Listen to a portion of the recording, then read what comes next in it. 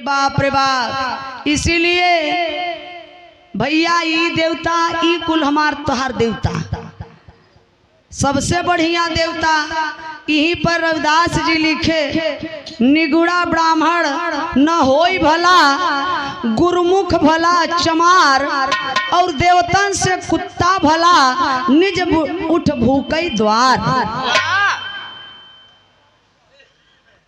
कुत्ता सबसे बढ़िया बा, जौन पाले है दुआरे पर कौरा देता चोर डकैत यही तो भुक भुक भुकबई करे वो तो है जनाई देना।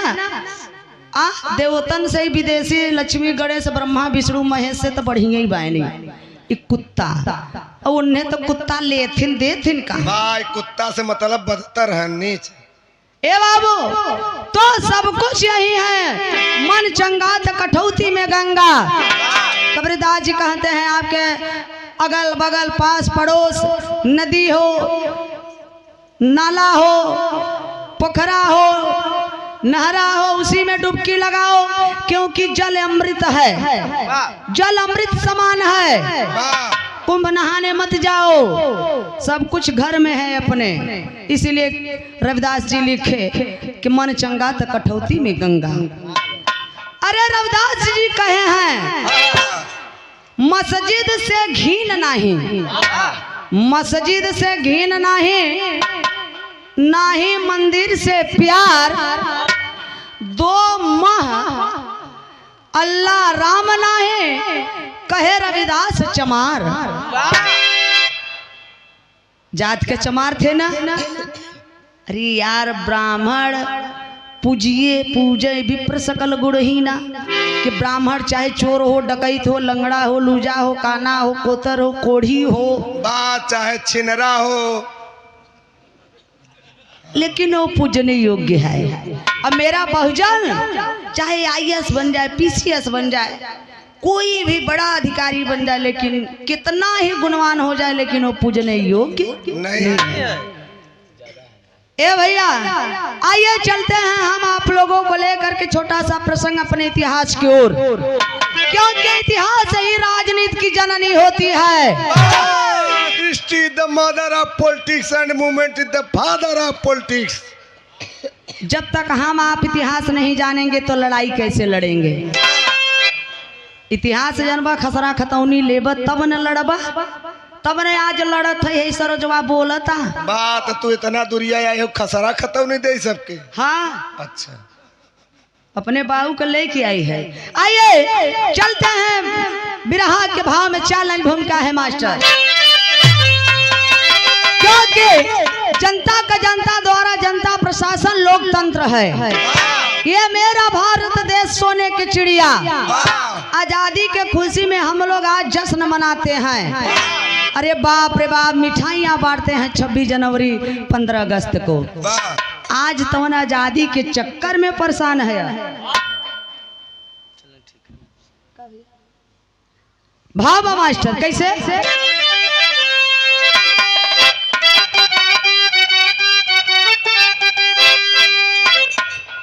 देश कहने को आजाद हो ही गया, पर गरीबों की बस्ती में बस गई गुलामी। न्याय अन्याय बदला अदालत नहीं, भाग अंग्रेज अंग्रेजी छोड़े निशानी।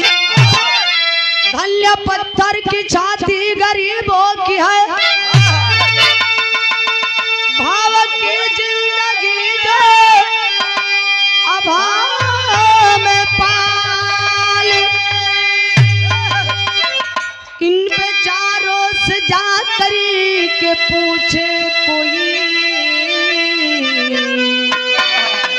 कैसे होती है होली दसवीं दिवाली।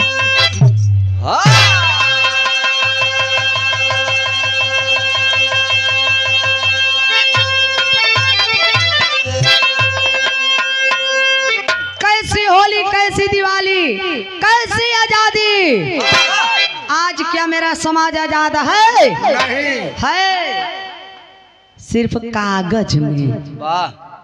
सिर्फ कहने को मेरा देश आजाद है, मेरा समाज आजाद नहीं है। आजाद थे हम लोग 3500 वर्ष पहले हमारे भारत देश में। न जात न पात न भेद न भाव, न ऊंच न नीच, न अमीरी न गरीबी, न छुआ न छूत। अखंड भारत देश पाखंडियों ने खंड खंड कर दिया, 11 देशों में बांट दिया। आर्य आए तो मेरे देश का नाम आर्याव्रत पड़ा। आर्य मतलब ब्राह्मण। आर्य आए तो आर्याव्रत पड़ा।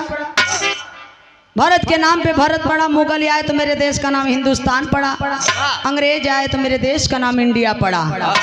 आखिरकार में मैं नहीं, स्वामी विवेकानंद जी कहते हैं कि भारत को आगे बढ़ाना है, ब्राह्मणवाद को पैर तले कुचल देना है। मैं नहीं, पेरियार रामास्वामी जी कहते हैं कि अगर ब्राह्मण और सर्प एक साथ ही दिखाई दे, तोहरे सामने आ जाए, तो पहले ब्राह्मण को मारो, सर्प को नहीं। सर्प तो डसेगा, तो सर्प डस कर चला जाए, एक ही पीढ़ी बर्बाद होए। लेकिन ब्राह्मण जब डसेगा तो जानी कितनी न जाने कितनी पीढ़ियां बर्बाद होती चली जाएंगी। तो इसलिए बर्बादी कहाँ से शुरू होता है? हमारे देश भारत सोने का चिड़िया, सोने का चिड़िया केरू अंखा डंखा दिखाता। मोदिया अंखा डंखा पंखा सब बेच दिए, सब 26 बचा। अगर 29 जीत पाए ना तू चला जाए। गजल का भाव मास्टर।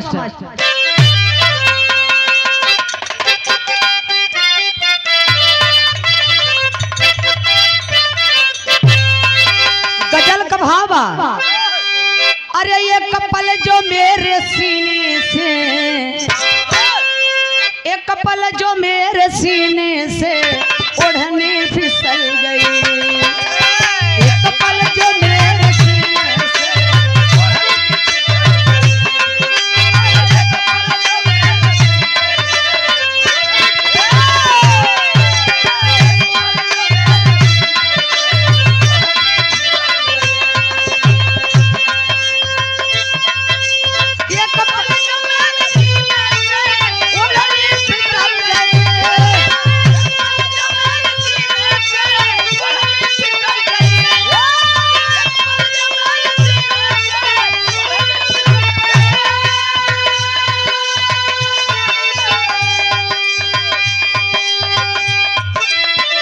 पल जो मेरे सीने से ओढ़नी फिसल गई।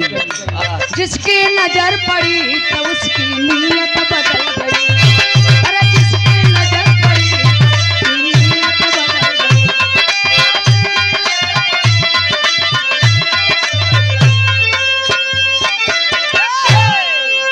अरे यारियों ने मेरे देश को, आर्यों ने मेरे देश को बर्बाद कर दिया।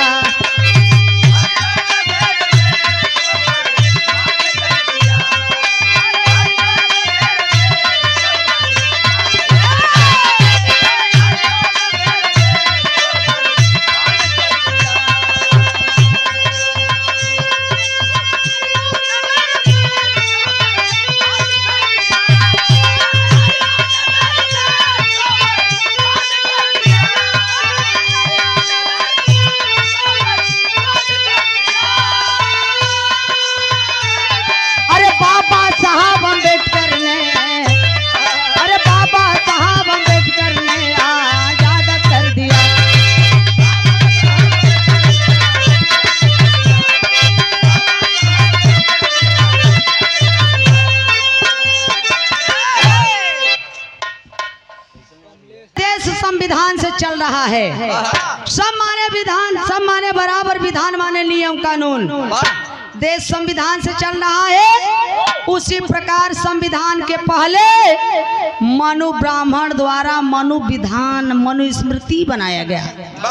और मनु स्मृति का इतना कड़ा कानून था, इतना कड़ा कानून था, फिर भी हमारे आपके पुरखा पुरनिया लाचार मजबूर होकर के उनको चलना पड़ता था। और ले ला आदरणीय राम कठिन सिपाही।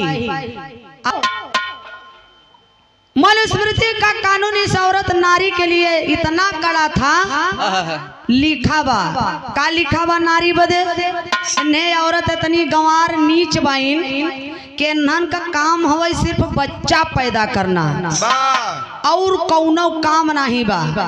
हर हाल में चाहे जैसे वो कैसे पति से न पैदा होई, बात है देवरे से एनहू से न पैदा होई, बा है जेठौते से एनहू से ना होई तब, बा है ससुरे से एनहू से ना होई तब, बा है सब पड़ोसिन से, एनहू सबसे ना होई तब, बा है सब गांव वालन से, एनहू लोगन से ना पैदा होई तब। बात हमसे मिले।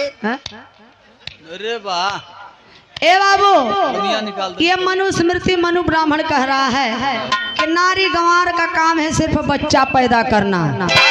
रामचरितमानस में तुलसी दुबे ने लिखा है, ढोल गंवार शूद्र पसनारी और सकल ताड़ना के अधिकारी।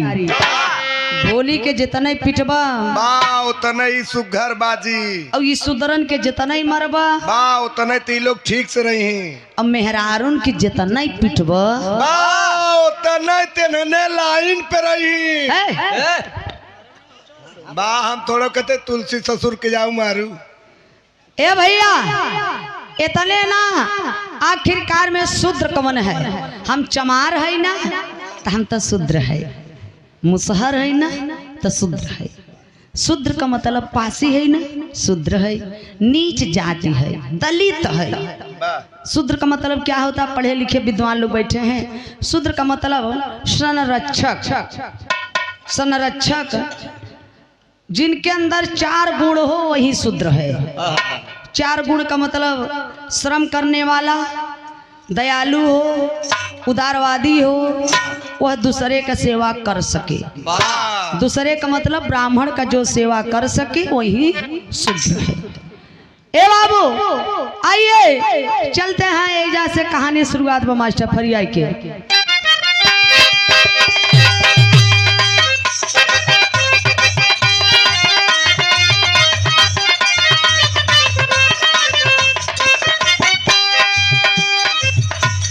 मूल निवासी जो आदिवासी है, अरिया ये वन देवता जो सत्यानाशी है।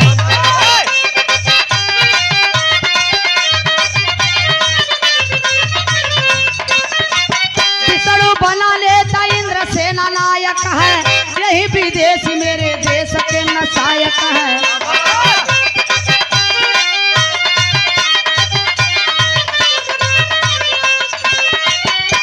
समर्थन में कोई फॉरवर्ड कोई सूर हुआ, बदल पुजारी निशाचर कोई असुर हुआ।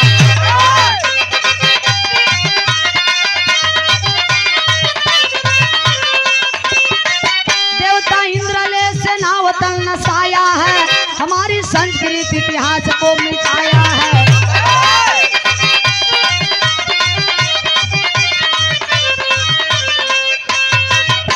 ए भैया हाथ जोड़त है आप लोग मिशन के लिए। अरे यार सबके बस के बाहर है।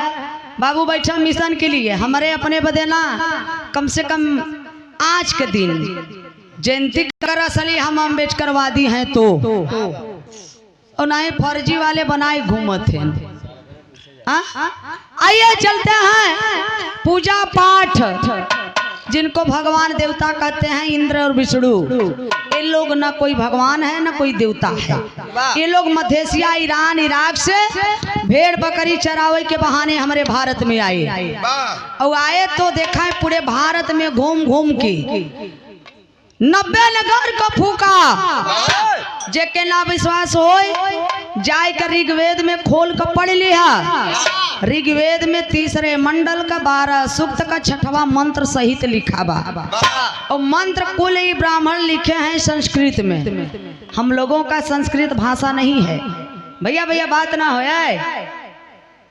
हम लोगों का संस्कृत भाषा नहीं है, हम लोगों का पाली भाषा है। तथागत गौतम बुद्ध जी उपदेश दिए हैं पाली भाषा में। उस पाली भाषा को इन ब्राह्मणों ने कन्वर्ट कर दिया, संस्कृत में लिख दिया और उसको बताए देववाणी। देववाणी बताए। उ देवतन का वाणी होई गई। अब चाहे संस्कृत में गरियावें चाहे आशीर्वाद दें। ए भैया इतने ना संस्कृत में लिखा बा, इंद्र यज्ञानी नमत पूर्वदास पत्नी रघुतमा साक में कम कर्मणा। एकर मतलब कुछ पल्ले पड़ा नहीं। हमारे ते आई के समझ में, तू मिर्जापुर से आए हो, गाजीपुर में सबके गरिया हुआ। इंद्र ने 90 नगर को फूका और 90 नगर के बीच में एक जो रघुतमा नाम की दासी शूद्र थी, उस दासी को इंद्र ने अपनी पत्नी बना लिया। इतिहास उठा के देखा, जितने इन्हें आक्रमणकारी आए एक मेहरारू लड़का लेकर नहीं आई रहे, सारे कुल रणुआ आई रहे। एक भी बात किसी को कुछ बोलती नहीं हूँ, क्योंकि भैया जो चीज जो लिखे हैं मैंने वही बताया है। महान पुरुष जो लिखे हैं और जो लिखे हैं मैं नाम सहित प्रमाण सहित बता रही हूँ कि जाके आप खोज के पढ़ लीजिएगा। कोई किस्सा कहानी नहीं है। आइए चलते हैं। कवि जी टेरी के भाव में लिखे हैं जो बाबू ललाई राम यादव खंडन किए, विरोध किया, लड़ाई किए इस पाखंड के बाद कि पाखंडवाद हमारा नहीं रहेगा, क्योंकि पाखंड सबसे बर्बादी का यही कारण है।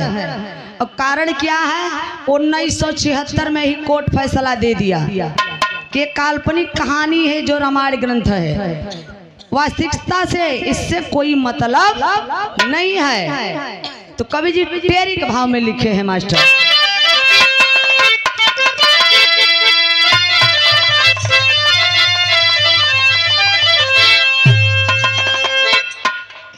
एक इलाहाबाद का बाबू गाँव है कैलाश दादा, और जब वो गावत रहे ना बा, तब तक तू अपने मम्मी के पेट में बिरहा सिखत रहो। अच्छा तो के पता है कहा नाम बा कैसे मास्टर?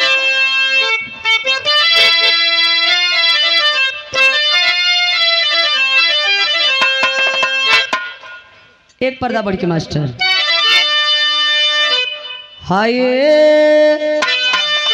मोरे राम मोरे राम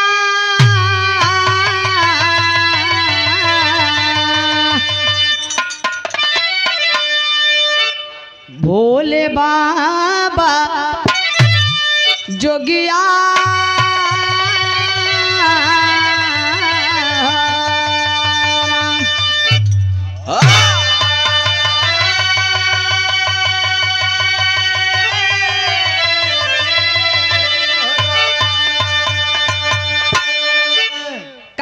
हो जाओ, बस यही सबसे बड़ी कमी बता। रामा रामा मोरे रामा पवारा पंडित वेदन में लिखा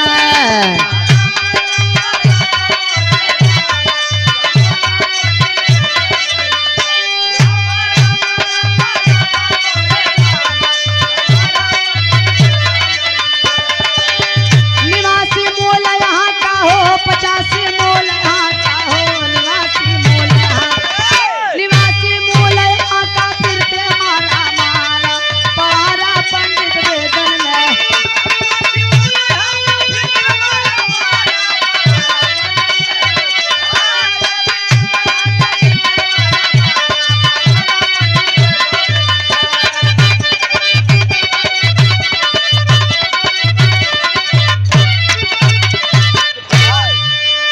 ए भैया पवारा पंडित वेदन में लिखा है। आखिरकार में रविदास जी काहे नहीं लिख दी हैं? भाई सुदरन के तो अधिकार ही नहीं रहा पढ़े लिखे क्यों समय। यह और गवैया सरजवा में अंतर बा, सच्चाई दवाई बहुत कड़ुआ होता जाना, एकदम चीरत जात जेके बर्दाश्त करते बने बर्दाश्त कैले नहीं। हार्ट कम दिल वाले कमजोर वाले हार्ट अटैक हो तुरंत ही चलो जही। पवारा पंडित वेदन में लिखे चमार मुसहर पासी अहिर गड़ेरिया वेद पुराण रामायण गीता थोड़ा लिखे, पंडित जी लिखे वेद में लिखे और वेद में पवारा लिखे। पवारा का लिखे? शंकर जी अंजलि के काने में बीर डाल देहन तब हनुमान जी पैदा हो गए। कनवा में डालले से हो उद्यान ऋषि का वीर सरवा पत्ता पे बहत जात रहा। राजा दशरथ के बहिन चंद्रकला चाट लेहिन तब सरवन पैदा हुई गए। तो वीर नहीं मलाई रहा मलाई। तय अपने मेहरिया के चटाक देख पट्टे चटाव इहू समय जो ने पैदा करे तब हमार समाज पढ़ा लिखा बा तर्कशील है तब मन ही के चाटे से पैदा हो गए। ओहर बताए ना कि मूते से पैदा हो गवा। अरे यार मैली से गणेश पैदा हो गवा। तो भैया हो ई सरोजवा जौन चीज सामने देखी वही बताई। अब हमहू एक औरत है चाटे छीके रगड़े से क्यों पैदा भवा बा। अब कथिन ब्राह्मण ब्रह्मा के मुख से पैदा हुआ। हमहू एक औरत है सोचे थे दुनिया में आवे बदे सब करिए कई रास्ता बा तो उनके मोहे से पैदा हो गए के गोड़े से पैदा हो गए मैली से गणेश पैदा हो गए। तीनों रानी सुमित्रा कह के कौशल्या खीर खाइन तब जाई का भरत शत्रुघ्न राम और लक्ष्मण पैदा भैन। बा खिरिया खैले से हो। अच्छा सोचा जे मोहे से खाई तो गर्भाशय में जाई कि अमाशय में जाई। अरे यार वो जमाने में गर्भाशय अमाशय कनेक्शन ये कर रहा। ये डॉक्टर साहब से पूछ तू कस नहीं आए हैं चुतिया बनाए है एमबीबीएस साहब बहन पूछ ले इनसे। ए भैया इसीलिए कहता चाहे बाउर सुनता चाहे चूतिया। कहता चाहे बाउर सुनता चाहे सर एक महान आप लोग हैं। हम बोलत है तो सबके नेवल लागता कह रहे यार उतर ऐसे कहा था। इसीलिए तथागत गौतम बुद्ध जी कहे अरे मेरे मूर्ख मेरे बहुजन समाज अरे मानो छीके चाटे से कोई नहीं पैदा होगा। तर्क करो। जो तर्क न करे वो धर्मांध है। जो तर्क नहीं कर सकता वो मूर्ख है। जो तर्क करने की साहस नहीं रखता वो दास है वो गुलाम है।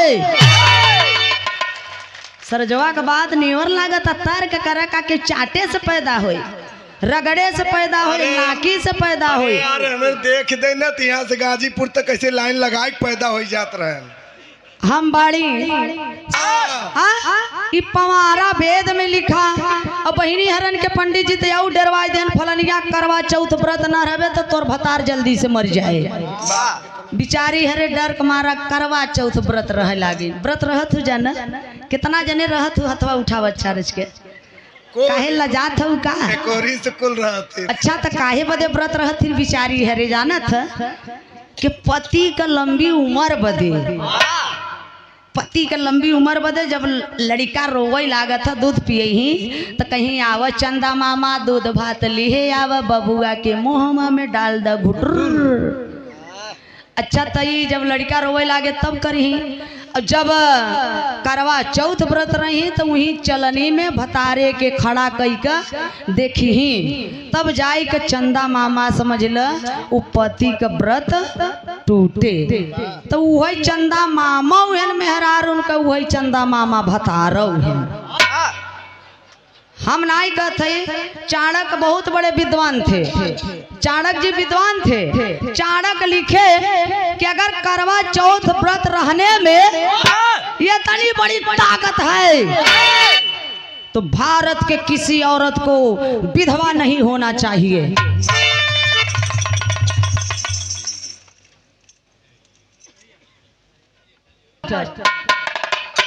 ये देखे साहेब साउंड सर्विस सने वहाँ मालिक धर्मेंद्र दास कोट कोट नमन है। जय भीम जय भारत नमो बुद्धाय।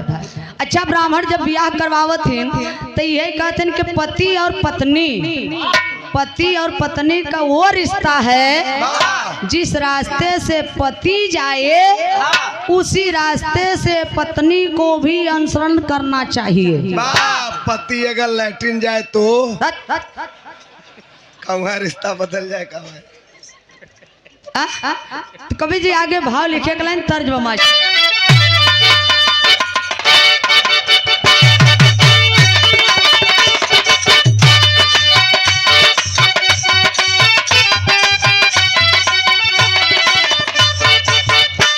नजारा लागे राजा तोरे बनाले पर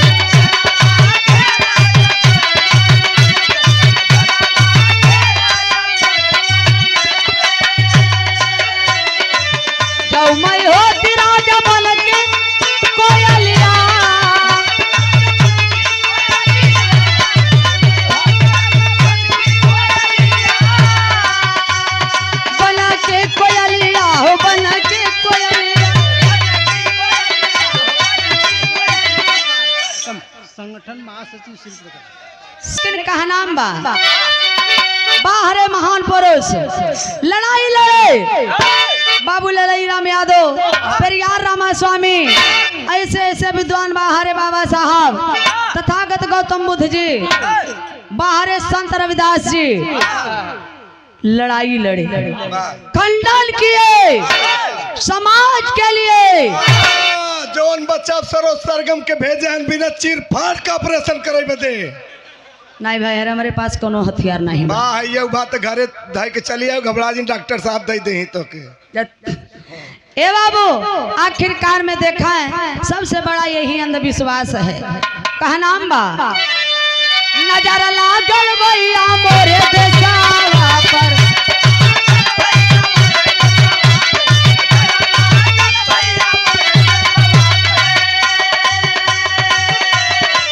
दूसरी चढ़ाई किया बने मुसलमान हो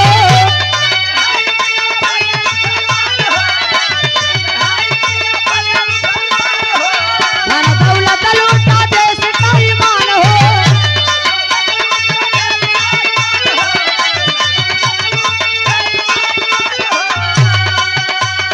हमारी भी सवाल चलाही रही रही हमारी भी सवाल चलाही देशवा पर। ए बहनी हरे 2 मिनट और बैठ जा तू कथा सुनाई को तो भतारे संगे गांठ जोड़ जोड़ बैठ जा बोझा और 3-4 घंटा कथा माने सुनी ल जा। कथा के हिंदी कब शब्द कोश जाय के पढ़ लिए कथा माने काल्पनिक कहानी नकली कथा सुनाई के असली रुपया ले और हमारा तोहरा पैसा जुटाई के सबके सुतही दे। 10 रुपया सैकड़े नकली कथा सुनबू जा आचरे से जाई के गोड़ धरबू और अपने घरे से कोहड़ौरी नीमक लहसुन मरचा प्याज 1 किलो घी लेके अबू जाबू आचरे से गोड़ धरबू। हथियारे का यहाँ सरजवा असली कथा सुनावता 1 रुपया दी हो जा 1 जने आई के गोड़ धरो जा लेके आओ जल्दी से कटोरा में घी भरी कर घबरा देने 1 किलो दे। ए भैया तो हमारा यह धर्म संविधान में लिखा गया है। बाबा साहब लिखे हैं संविधान में कि मेरा धर्म मेरा देश धर्मनिरपेक्ष देश है। क्यों पाखंड ये भाई क्या हो रहा है?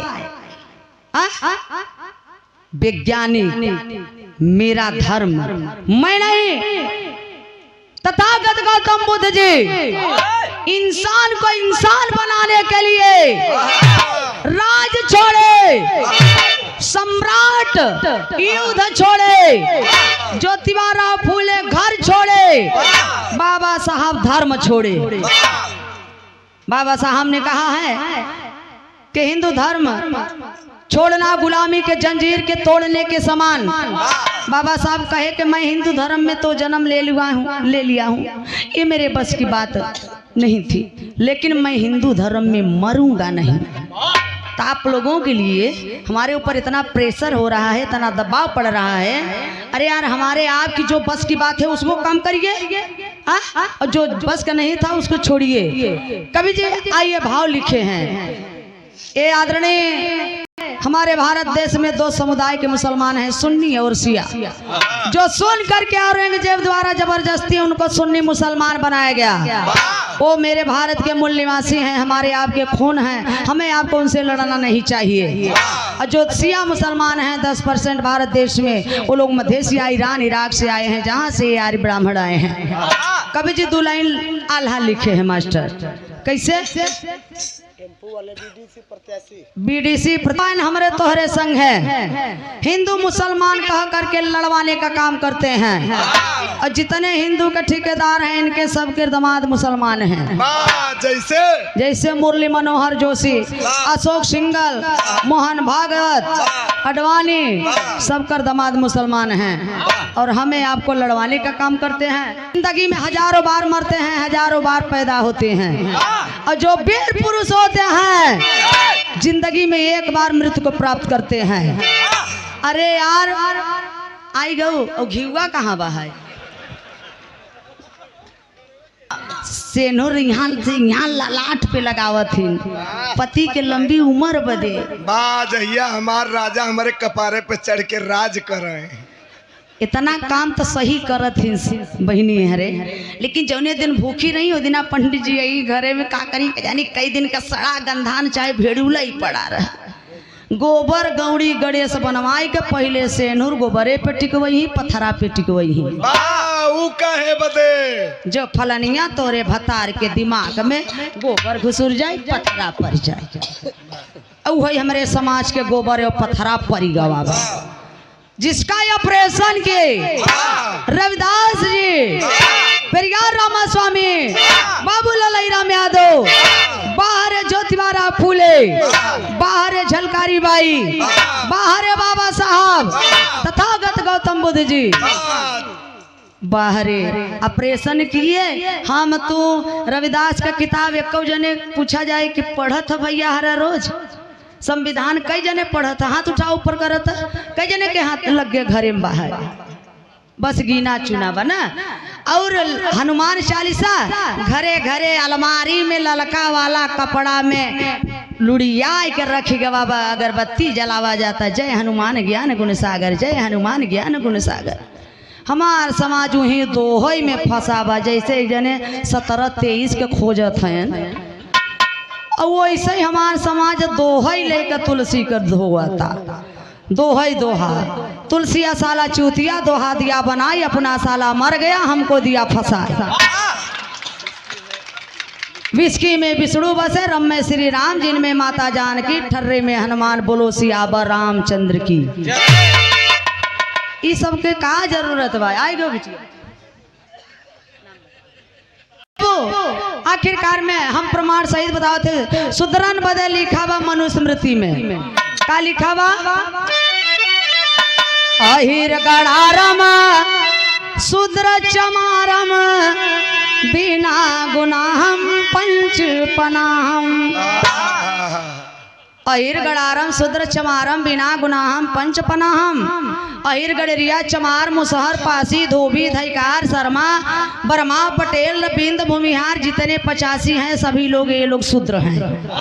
और शूद्रन के सवेरे सवेरे 5 जूता मारे चाहे बिना गुनाह का नाश्ता के रूप में। और बाबा साहब ना पैदा भवा होते तो 5 जूता रोज मराता जा। 5 जूता तो हो मरा तू, 5 जूता उन्हों मराते जो लेटा है।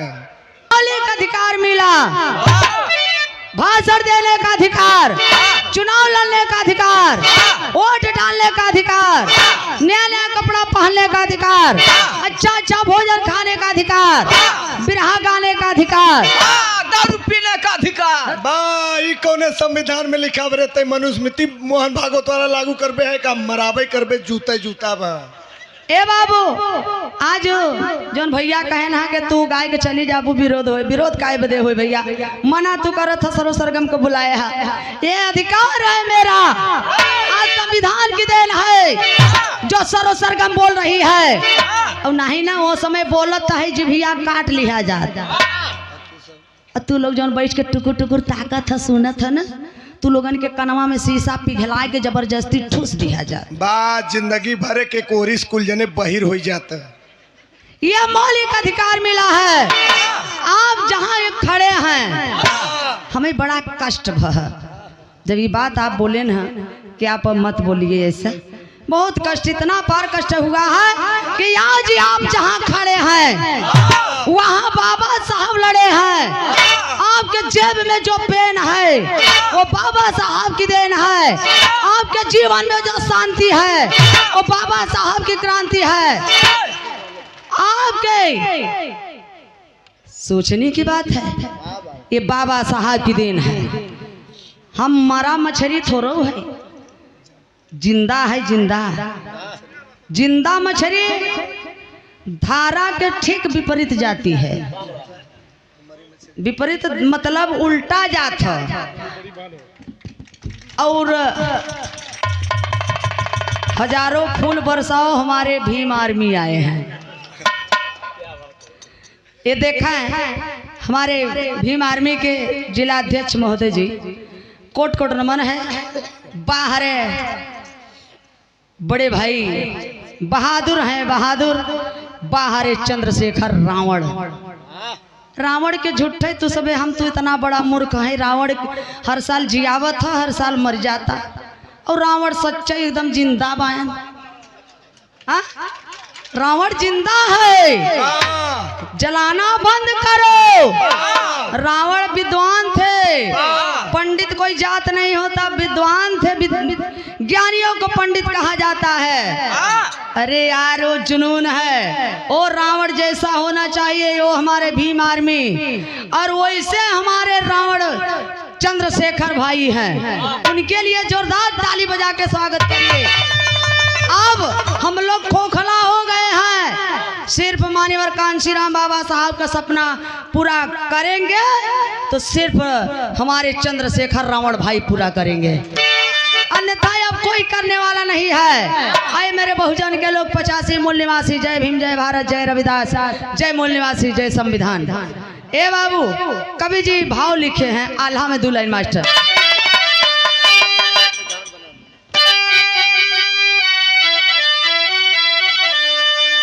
अरे हम नाही कहब कांसी राम मोलायम बाबू,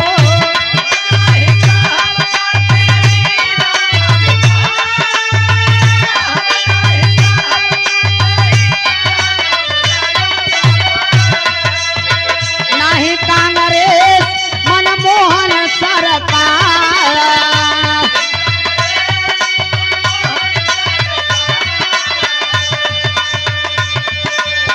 नाही अडवाणी अटल राजनाथ मोदी बाबू,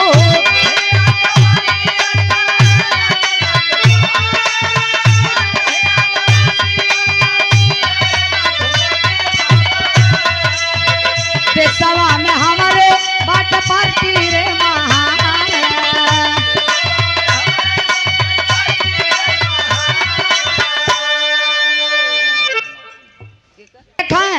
हमें जाति पात से नहीं लड़ाई लड़ना है, हम अपने हक हिस्सा अधिकार के लिए लड़ाई लड़ना है।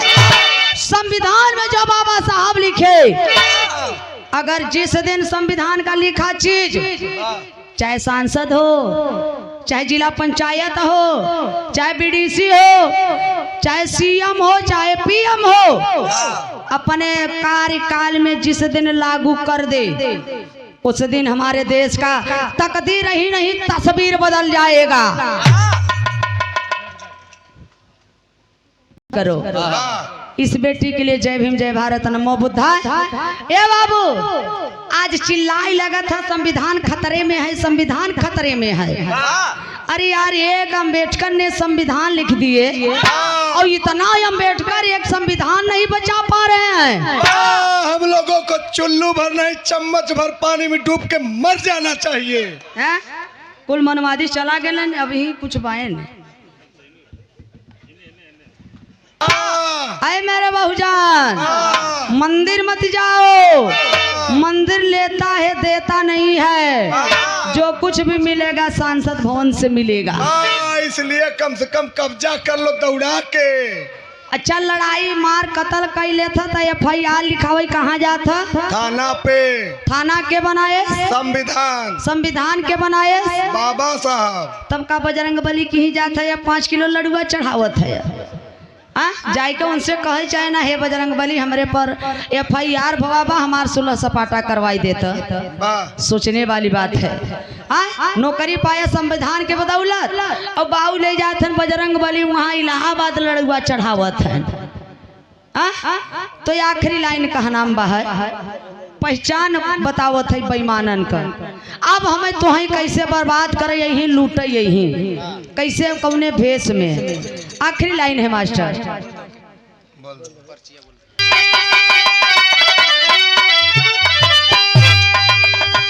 अरे गेरुआ वस्त्र कमंडल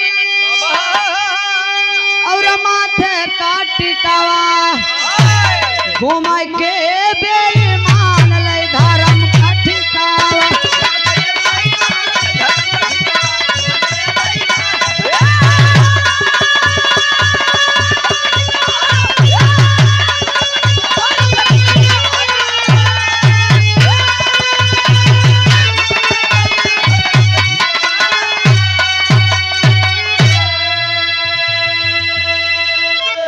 गेरुआ वस्त्र कमंडल और माथे का टिकवा घूमे के बेईमान ले धर्म का ठिकवा।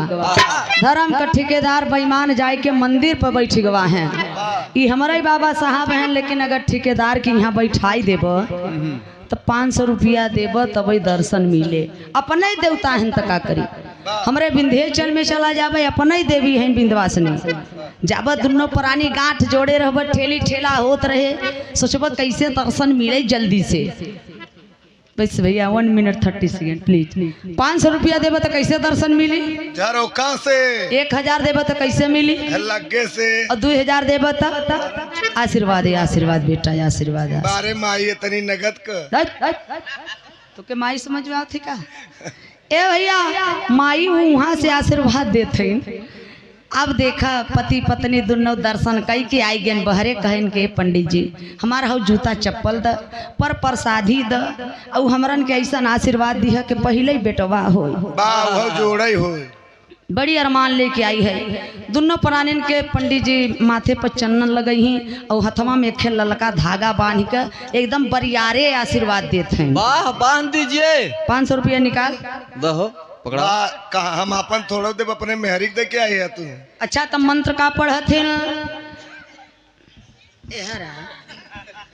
ओ मेन बद्धो बलि राजा दान वेद्रो महाबल तिन त्वा प्रतिध्वनि रक्षो माचल। अरे पंडिताइन बा तो के पंडिताइन समझ में आवत है? इतना बढ़िया मंत्र के बोले हो। ओ मेन बद्धो बलि राजा दान वेद्रो महाबल तिन त्वा प्रतिध्वनि रक्षो माचल।